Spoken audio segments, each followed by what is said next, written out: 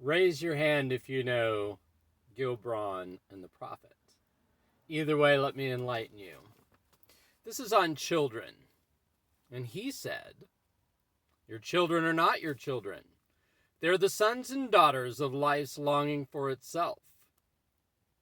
They come through you, but not from you. And though they are with you, yet they belong not to you.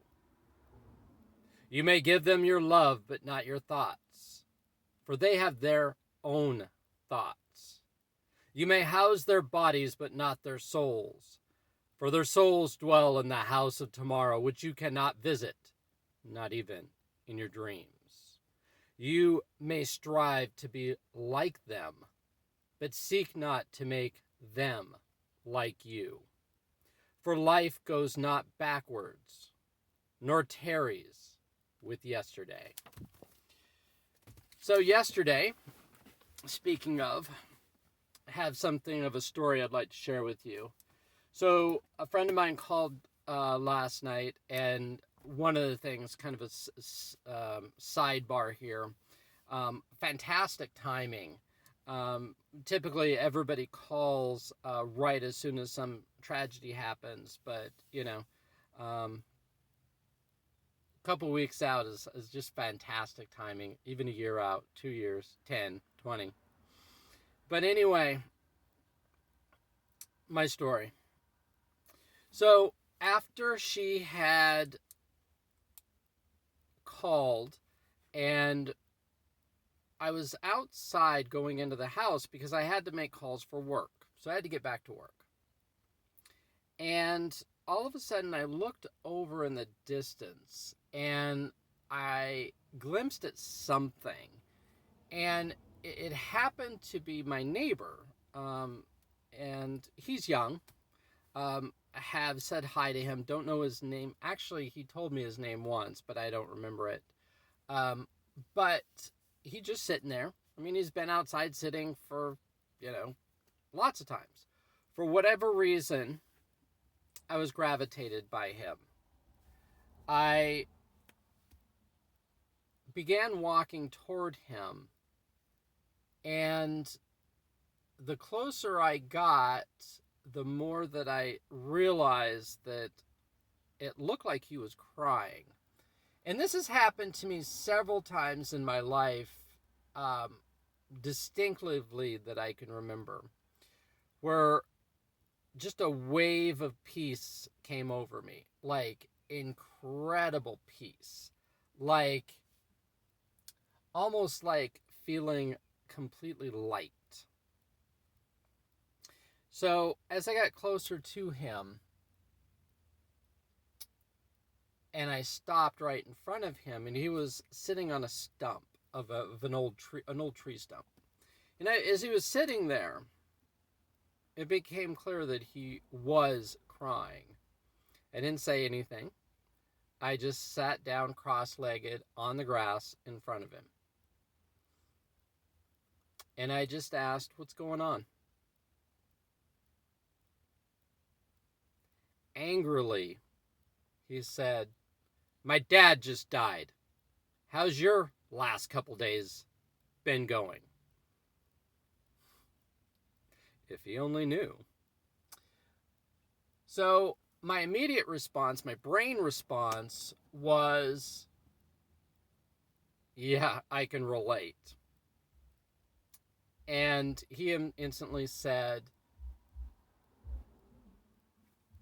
yeah, there's a lot of people that have lost parents, and it's a natural part of order and all these things.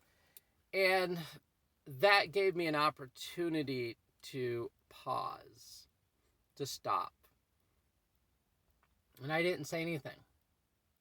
I didn't tell him that 2 weeks ago Ryan died. I didn't tell him that a year ago Anthony died. What I didn't do is not make it about me. Instead, I just sat there. And I let him be angry. Then I offered him a breathing technique, what I'll share with you, which is so easy. It's a relaxation technique, and all you do is just basically, you in essence, snort. So you go,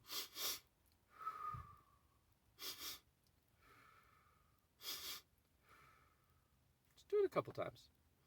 Instantly you're relaxed.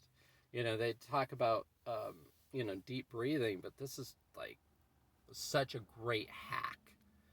And after that, I just let him talk. And one of the things I also shared was my context. And the other part is every time I shared something, I asked him permission. I said, do you mind if I share something? And the first thing I did is I said, do you mind if you tell me about your dad? Tell me about him. What's the best moment you've ever had with your dad? And all of a sudden he started smiling.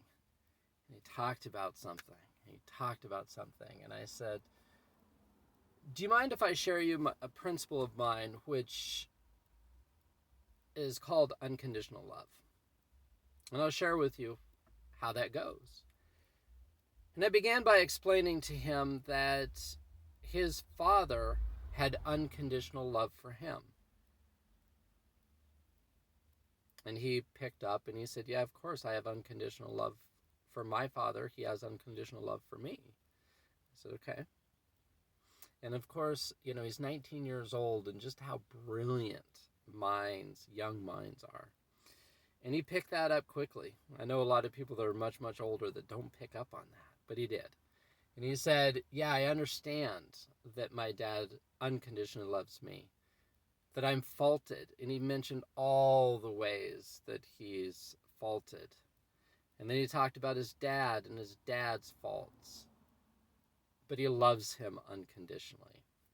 And I said, well, okay, if he loves you unconditionally and you love him unconditionally, part of that unconditional love is, what do you want? What would your dad want from you? What do you want from your dad? And he looked and he stopped and he said, yeah, my dad would want me to be successful. I said, yes. Your dad would want you to be happy, healthy, wealthy, living the best life ever. And just let him talk for about a half an hour.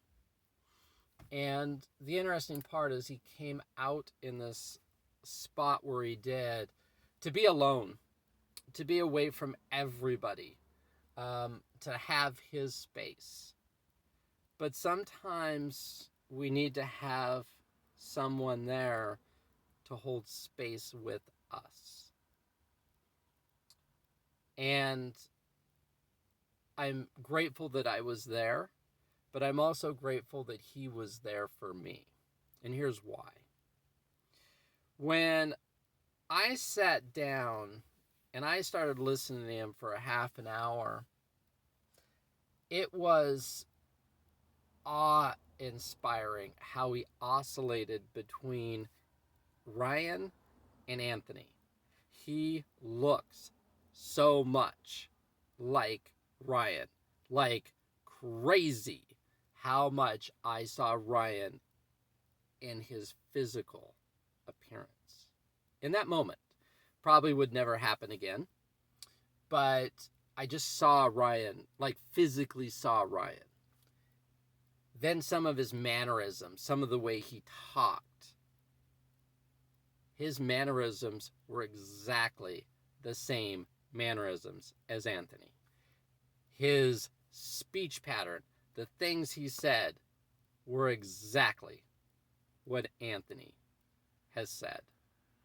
So you're going to take this from whatever works for you. I'm not going to fill in the blanks. I'm also not going to share with you what works for me, because we all have something to be gained from every experience. I'm just incredibly grateful to have been there for him in that moment and to hold space and to be silent and allowing it not to be about me, but just letting him, honoring him. And when I left, the last thing I said was, well, let me back up. He said, you've always been kind to me. You've always been kind to me. That meant a lot, but it's also my principle that kindness is never wasted. But the last thing I'll share is the last thing I shared with him, which is I said, the next time I see you, and every time I see you, I'm going to ask you to share a story about your dad. I want to hear about him. Tell me.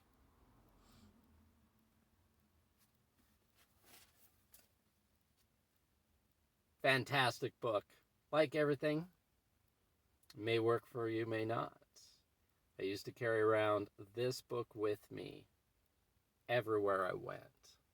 Don't do that anymore. But sometimes it just works.